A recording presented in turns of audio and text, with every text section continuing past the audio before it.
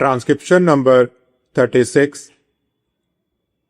Get ready to write. Start. Madam Deputy Chairman, I welcome this opportunity to make a few observations during the discussion on the Finance Bill. At this stage, therefore, it is better to use this opportunity to make a survey of the economic situation and find out what the present condition of the people is, whether they are satisfied, and if they are not satisfied, what the reasons are.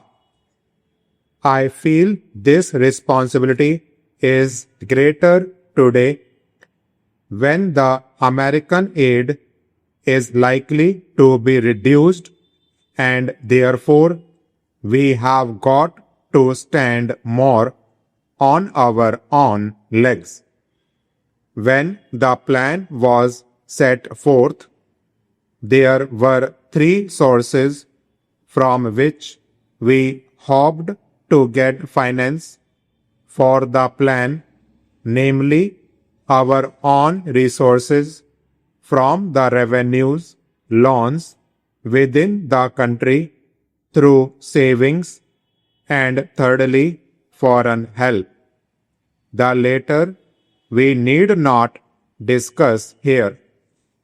If we study the accomplishments of the plan and the resources that it has been possible to raise, we cannot deny that our expectations have not been fulfilled, and we have therefore to find out the reasons which have led to that situation. Here, incidentally, I would like to touch in a sentence or two the entire theme of the speech of Mr. Bhupesh Gupta. It is very easy to say this should be done or this could have been done from the opposition point of view, but I would like to ask him a question and he can reply to it later in some other speech, whether in Russia it would be possible for anybody, not in the debate in the parliament, but even outside, to utter a single sentence against the government policy. In our democratic setup, we have allowed the people to criticize government policies.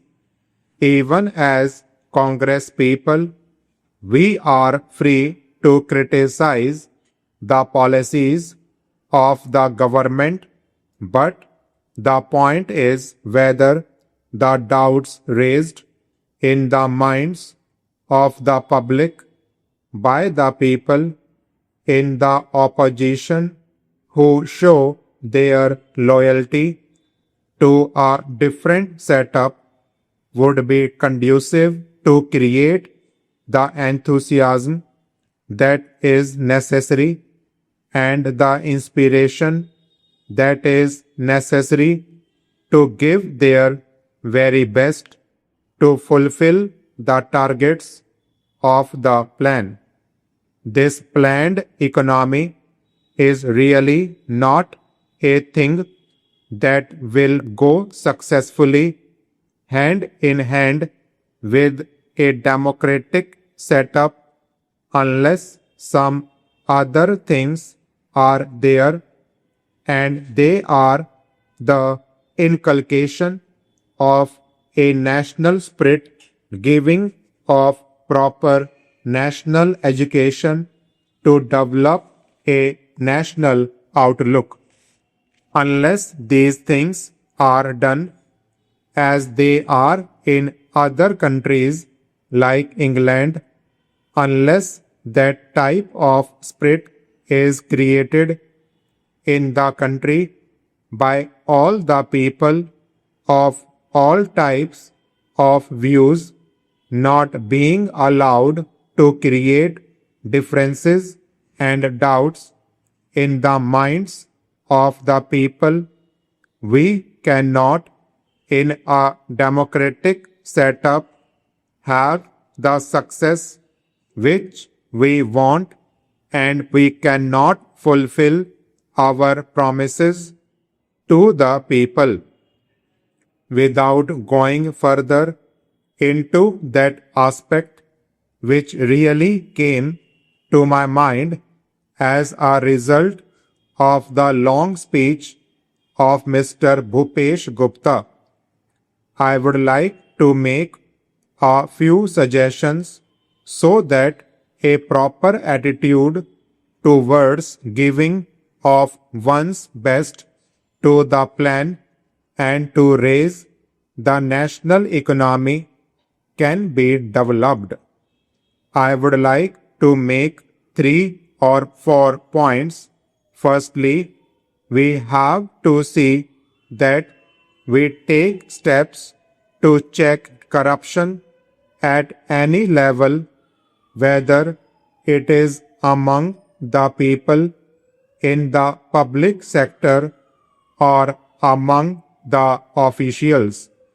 Then we have also to see that we give a proper type of education, rouse a proper spirit of service.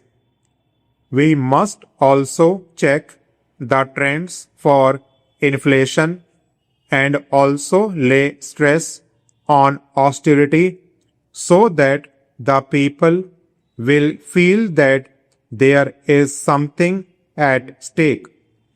I would not like to take much time of the house. The main problem in our country is the growing population, and in spite of all the efforts are made to raise the standard of living and raise production, etc., the results are not as easily perceptible as they should have been.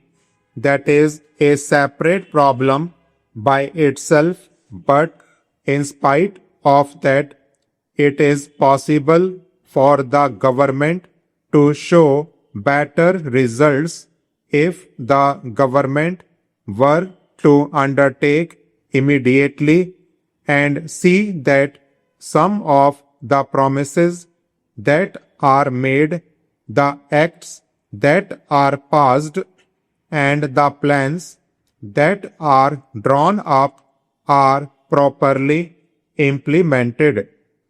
I have been seeing this lacuna in the present position. Now the government have started a new ministry called the Coordination Ministry.